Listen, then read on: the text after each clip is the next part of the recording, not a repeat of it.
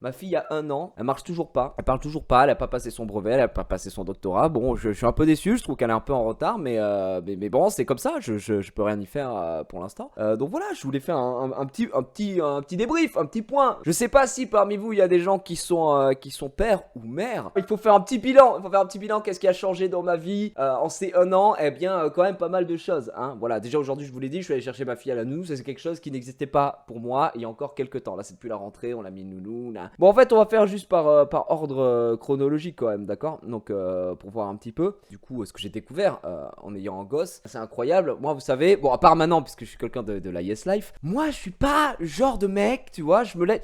D'habitude, si tu me le dis pas, je me lève pas à 8 h, tu vois. Je me lève pas non plus à 9 h et 10 h non plus, tu vois. Je suis plus un mec de midi du matin. Midi du matin, c'est classico del Madrido. Des fois, je me faisais des kiffs, j'étais un grand malade, gros. Je me levais à 11h30. Ça, c'est un truc que tu peux plus trop faire en fait, tu vois, quand t'es papa. Sauf quoi? Sauf si ta femme, elle décide d'allaiter. Il dit allaitement, on dit que bah, c'est pas à moi de me lever la nuit pour lui donner à manger. J'ai pas à me lever la nuit pour aller donner à manger un biberon à ma fille, puisque elle est allaitée. Donc allaiter, c'est donner le sein. J'ai 3 tétons, mais je ne produis toujours pas de lait, d'accord? Je reste un homme jusqu'à preuve du contraire. Bon, s'il y a des gens qui veulent discuter du fait que je sois peut-être non-binaire, pansexuel, baisse ta mère. Donc, pas de biberon, donc c'est ma femme qui se levait la nuit. Et ça, c'est une très très bonne nouvelle. Oui, j'ai vraiment 3 tétons, par contre, c'était pas une blague, hein. J'ai vraiment 3 tétons. Ça, ce que vous voyez là, c'est un téton. C'est pas une blague, c'est vraiment un téton en fait. Quelque part, je suis à X-Men, mais mon super pouvoir est nul, hein. C'est quoi ton super pouvoir? Les mecs qui peuvent voler, tu vois. Bon, ça, je peux le faire aussi parce que je suis arabe, mais des mecs qui peuvent arrêter le temps, qui peuvent se téléporter, tout ça. Non, moi,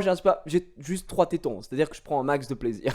Je prends juste un maximum de plaisir et ça s'arrête là, d'accord? Et du coup, voilà, ma femme, donc qui allait, et ça, c'est une très bonne nouvelle. Et la deuxième très très bonne nouvelle qui fait que tu te lèves pas du coup la nuit, il y a un moment où tu fais une transition. Il y a un moment où quand tu vas voir les pédiatres et tout machin, il dit bon là je vous presserai un petit peu du lait en poudre, tous ces trucs machin, etc. Bon, ma femme elle dit bon bah c'est bien, tu vas pouvoir te lever la nuit. Un soir, 3 h du matin, on était à l'appart et je me lève, je lui fais un biberon. Impossible qu'elle elle voulait pas le boire. Ma fille ne voulait pas le boire, elle était là, et puis elle buvait trop vite, donc elle s'étouffait, elle était tigo. Elle arrivait pas à boire le biberon et tout. Et moi j'étais en mode bah ah bah non.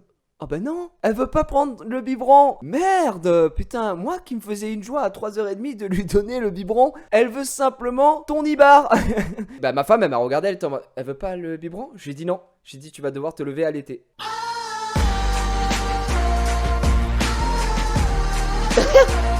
J'ai dit non, mais c'est peut-être que juste elle préfère la proximité qu'elle a avec toi et pas avec moi, et c'est normal, c'est normal. Là, il y a une relation qui se crée avec ta femme. Là, il faut quand même qu'on en parle. Il y a des trucs qui changent avec ta femme, tu vois. À savoir que là, bon, elle vient d'accoucher, elle veut pas que tu la regardes, elle est en mode oh non, arrête, oh là là, machin et tout. Bon, moi, j'en ai rien à foutre. Je dis toi, t'es ma femme, t'es ma femme. Je t'aime, je t'aimerai et je t'aimerai toute ma vie. J'aurais rien à foutre que tu t'es allaité, que t'aies des vergetures, que t'aies un nichon plus gros que l'autre, que parce que machin. Rien à branler, hein. Moi, je vous le dis. Voilà, chacun voit midi à sa porte. Mais là, on développe un truc, d'accord, qui là pour moi dépasse l'entendement, dépasse le bon sens, ok? C'est de la merde. Quand on va se coucher, elle veut pas que je dorme en fait. Tu vois, je sais pas si ça vous fait pareil. Elle est en mode, je peux pas l'aider, je peux pas me lever la nuit pour prendre la petite et dire, oh, je ne peux pas te donner à manger de toute façon, c'est chiant, d'accord? Tu arrêtes. Donc autant que je reste dans mon lit et que je dorme. Mais ma femme, elle était en mode, on allait se coucher, tu vois, elle fait, tu fais quoi là, tu vas dormir? Et je fais, bah ouais, en fait, je vais juste pas trop regarder, enfin à l'été, je suis fatigué, je vais dormir. Elle fait, ah, bah super quoi. Et tu vois cette technique insupportable qui veut te faire en gros culpabiliser de choses que tu n'as signé pour rien. J'ai juste envie d'aller me coucher. Elle était là. Ah d'accord, ok. Donc là t'es en train de me dire que moi je vais allaiter et donc toi tu vas juste dormir en fait. Ok. Ah super la relation de couple quoi. Parce que je dis bah de toute façon ça sert à quoi? Tu veux quoi? Tu veux que je m'assoie à côté de toi et que je te regarde comme ça? Hey t'as fini, je peux dormir. Bah non mais c'est de la merde, juste laisse-moi dormir en fait. Je suis en live en train de travailler. Je suis en train de travailler. Tu respectes ma mère. Tu respectes ma mère. Je suis en train de travailler, tu fermes cette porte, ça va ma fille. Toi je t'aime beaucoup, hein, vraiment. Allez, je suis en train de travailler, mesdames et messieurs, soutien moral de quoi? C'est... Non, y a pas de ça. Je suis en train de travailler, madame. J'essaye de ramener de l'argent à la maison pour que notre fille allait découche, ok? Ça suffit maintenant. J'entends pas ce que tu dis. J'ai un casque de la marque Corsair Gaming qui détruit tout le bruit autour. Merci. On me laisse tranquille. Je suis en train de travailler. Voilà, ciao. Ça suffit. Le petit placement Corsair, bien entendu. Bon, donc il y a eu ça. Et ensuite, j'ai découvert une chose auquel je n'étais pas du tout confronté. Avant d'avoir un enfant, il y a une chose que personne ne fait. À part si vous êtes travaillé dans le médical ou si vous êtes juste bizarre, c'est de nettoyer le cul des gens. Voilà. Dans les premiers mois, ton enfant, dans les premiers mois, premières semaines même, et il chie des trucs très bizarres. Voilà, j'avais jamais vu ça. Moi-même, ça m'a choqué. Ça n'a pas d'odeur, mais c'est une texture, on dirait du goudron. C'est un truc noir. C'est comme de la pâte à modeler, mais c'est de la merde, en fait. Et ça m'a un peu choqué. Parce que les premiers jours à l'hôpital, tu testes, tu vois, t'es en mode, bon, bah, faut changer à un moment, tu vas devoir le faire dans ta vie. Il y a un moment, tu pourras pas y échapper tout le temps. Donc, autant le faire maintenant et commencer à apprendre les bonnes techniques. Donc, tac, vas-y, change la couche et tout. Et à un moment, elle chie, tu vois, mais à la première semaine, quoi. Et elle chie un truc, c'est une substance radioactive. Elle te chie un truc, gros. Tu sais, je regarde le truc et j'appelle une infirmière. J'ai dit, excusez-moi, qu'est-ce que c'est en fait? Je dis, elle vient de chier un organisme, elle a un problème de santé. Non, parce que moi, demain, je chie un truc comme ça, mais je vais aux urgences, hein. Je vais aux urgences tout de suite. Je leur dis, écoutez, j'ai montré mon trou de balle, regardez bien. J'ai rien mangé, j'ai pris juste un McDo. C'était peut-être un McDo périmé, je ne sais pas, mais là, il y a un problème, ok? Donc là, c'est ta fille, elle chie ça dès le départ. Tu dis, merde, elle vient de naître, elle va quand même pas claquer tout de suite. Si vous êtes en train de manger, bien entendu, bon appétit. Après, le truc, c'est que c'est dégueulasse, mais ça a pas d'odeur, d'accord? C'est nickel, ça va bien, ça pisse, etc.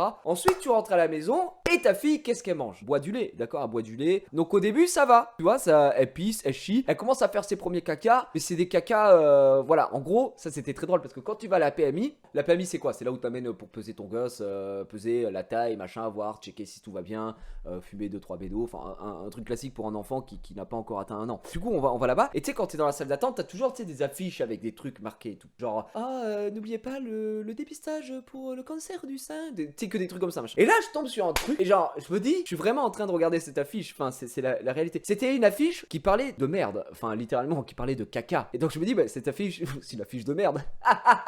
Et là, tout le monde rigole dans la salle. Ils font, putain, le mec, il est con, il affiche de merde parce que, oh putain, il est con. Je dis, Didier, arrête, c'est juste une blague, c'est pour moi, c'est gratuit. Une affiche qui te présente la merde des enfants et qui te dit les différentes couleurs. Donc, en gros, ton gosse, quand il est enfant, moi, voilà, j'essaye de toutes les couleurs de merde, j'essaye de un peu tous de les collectionner, etc. Ton gosse, il est en bonne santé s'il chie une merde dorée. Donc avec ça, il est marqué les couleurs. Ouais, attention, si elle chie trop vert, c'est qu'il y a un problème de machin. Si elle chie rouge, là, il faut consulter. Du coup, je checkais et j'étais en mode, bon, ok. Bah, donc là, je m'informe sur la merde, en fait.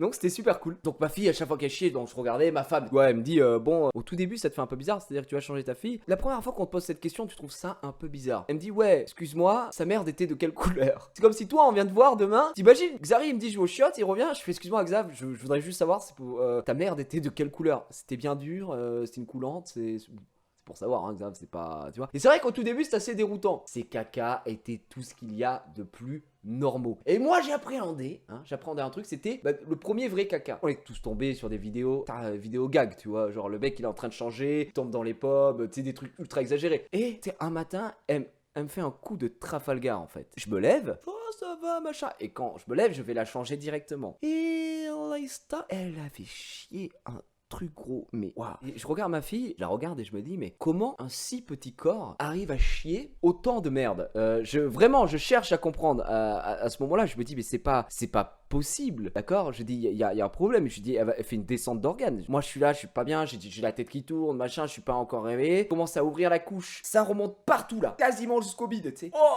Et là, une odeur, ça se déclenche. C'est-à-dire, c'est comme quand tu actives une boule puante, tu vois, tu la casses, c'est la même chose. Il faut que je jupe. Donc ça, c'est le truc, je pense, que quand t'es papa ou que tu veux devenir papa ou que tu vas devenir papa, parent, peu importe, t'es cette appréhension de la merde. Je connais personne dans mon entourage qui me check et qui dit, franchement, moi, j'adore la merde. Je connais personne comme ça, tu vois ce que je veux dire? Mais au tout début, ton gosse, c'est un légume. Il ne sert à rien. Juste à chier, manger, dormir. C'est tout. Le matin, donc je me lève, voilà, un bébé il regarde les lumières partout, tac tac. Et qui fait que je mets des petits dessins animés. Donc le matin, le temps que je déjeune, c'est-à-dire un quart d'heure, je déjeune, fume ma clope, un quart d'heure, je mettais les dessins animés, tu vois. Donc je me lève, je prends la petite, je descends, je fais what? Elle a un transat. Sois pas con. Un transat pour les gamins. Il n'y a pas de transat, je vis pas à la plage. Elle a pas un cocktail à côté, non, c'est un transat, un truc que tu montes, elle est juste. Donc je la mets comme ça dans le transat, donc elle est comme ça. Et à un moment, elle a commencé à prendre l'habitude. Elle connaissait ma morning routine, tu vois. Donc je sais pas si elle avait regardé mon Instagram ou quand j'étais tout simplement en déplacement avec mes super potes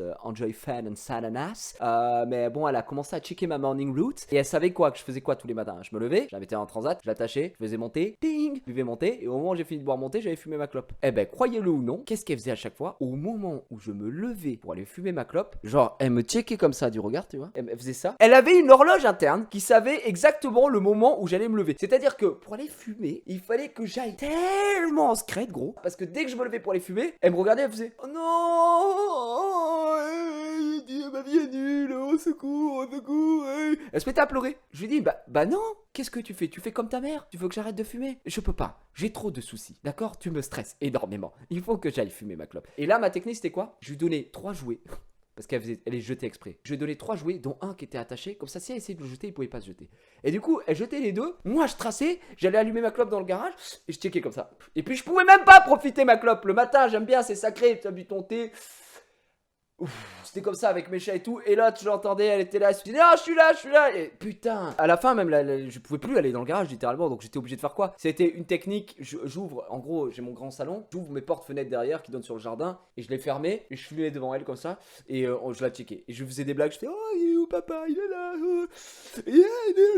L'histoire de base de ce dessin animé, ok? Cette meuf là, je sais pas plus comment elle s'appelle. Ça, ce dessin animé, l'histoire me rend dingue en fait. C'est une petite fille. Elle a son meilleur ami. Donc, lui, je tiens à vous le dire. Déjà, le mec a pas 10 ans encore qui s'est déjà fait friendzoner. Le mec, il est foutu, tu vois. Donc, il a beau la regarder comme ça, il a rien gagné parce qu'elle veut pas de lui, ok? C'est juste, oh, tu es mon meilleur ami, en fait, tu es comme mon frère. Ça fait super mal, ok? Et elle a 2 grandes sœurs, ces deux meufs là, qui sont des jumelles, ok? Je suis désolé des mots que je vais employer ici, mais ce sont 2 énormes salopes, d'accord? Mais 2 connasses. Parce que l'histoire de base, c'est quoi? C'est que ça commence toujours. Ils sont dans leur chambre, elle fait un truc, machin. Tiens, je vais vous prendre un épisode dont je me souviens. Son père lui file une tablette. Il y a son pote qui arrive, il fait, ah putain, tu joues à la tablette, machin. Et il dit, ouais, c'est vraiment génial, là. Les 2 filles, elles sont jalouses parce que c'est ses sœurs, hein, mais elles sont jalouses. Et d'un coup, boum, l'appareil il s'éteint. Toi, t'as déjà compris, parce que si t'es un minimum sensé, qu'elle a juste plus de batterie. Mais bien sûr, elle croit qu'elle a cassé la tablette. Elle est en mode, putain, c'est la merde, j'ai cassé la tablette. Ces 2 putes de sœurs, elles sont en mode, oh, on va aller le dire à papa, tu as cassé la tablette, etc. Et là, dès qu'il lui arrive un problème, en fait, dans sa vie, elle invoque le pouvoir de Magiki,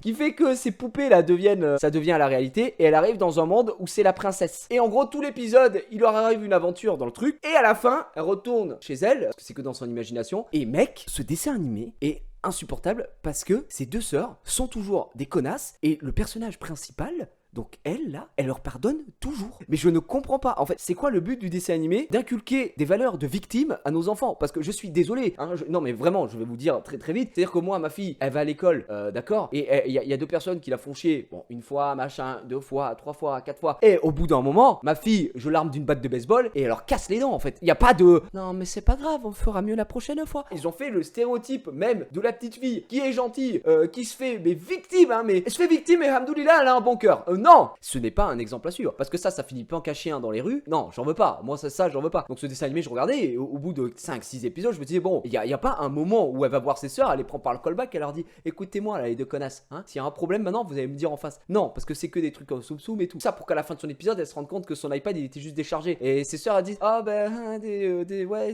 on a été méchante avec toi et tout. Non, et juste, mets-leur des claques, quoi. Maintenant, il y a vraiment des trucs, je me dis, on prend les enfants pour des cons. Hein, le principe de Dora qui dit, allez, dis sac à dos. Et toi, t'es devant ton écran et tu dis, bah, sac à dos. Mais genre, t'es un bolos en fait. Sac à dos, quoi? Sac à dos. Et la télé va pas te répondre en fait. Et elle laisse juste un temps d'arrêt parce que c'est très bien que tu vas le dire et voilà. Mais si tu dis rien devant ta télé, fais le test si t'es un enfant et que tu crois à ces conneries. Tu crois que vraiment qu'elle t'écoute, Dora Alexandre? Elle t'écoute pas, elle a rien à foutre. Elle prend son chèque à la fin du mois et elle trace. D'accord? Juste elle voyage à l'œil. Elle a un sac à dos. Arrête de croire que dans son sac à dos, il peut tout avoir aussi. C'est quoi ce délire? Arrêtez de faire croire aux enfants, oh, sac à dos, cul. Elle sort quoi? Elle sort un piano. Non, tu peux pas mettre un piano dans un sac à dos. On n'est pas dans Harry Potter, il n'y a pas de sort Non, Dora c'est juste une OP, hein. Et alors quand ils ont fait venir Diego, j'ai dit quoi? Elle veut faire croquer toute la famille maintenant, c'est ça? T'en as pas assez, tu prends pas assez de chèques. Elle se fout de ta gueule, Dora. Dora, elle se fout de notre gueule, les amis. Dora, c'est une arnaque. Dora, elle ne vous écoute pas devant la télé. Ok, montrez ça à vos enfants, il faut leur dire. Hein. Et puis c'est nul. Elle fait quoi? Elle va d'un point A à un point B, c'est quoi? C'est Marion Séclin, on s'en fout. Merci à tous d'avoir suivi. Vous avez été absolument adorables ce midi. On a bien rigolé. Merci, hein, vous étiez plus de 3000. Ah, écoutez, c'est vrai que quand on raconte des histoires, quand on est posé comme ça, je sais que vous kiffez bien. Je ferai un petit best-of, je pense,